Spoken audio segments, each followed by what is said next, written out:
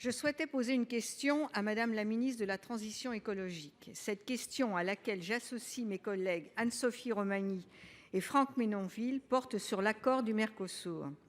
Car oui, cet accord est problématique pour nos agriculteurs, mais il est aussi en contradiction avec nos engagements environnementaux.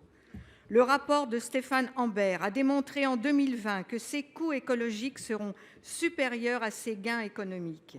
Et Greenpeace n'a cessé de dénoncer le risque majeur que représente cet accord pour le climat et la biodiversité.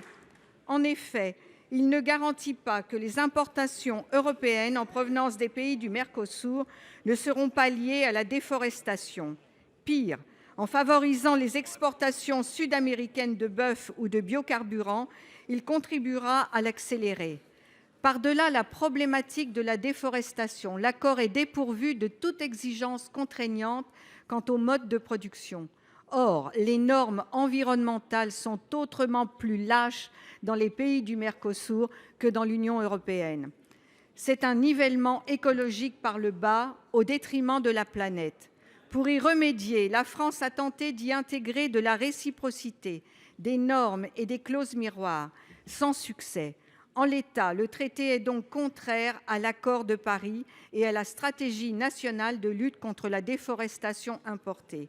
Madame la ministre, vous qui avez réaffirmé lors de votre audition au Sénat vouloir lutter contre tout dumping écologique, allez-vous imposer le veto français à la conclusion de cet accord et surtout vous opposer, au nom de l'environnement, à une adoption séparée de son volet commercial par la Commission ?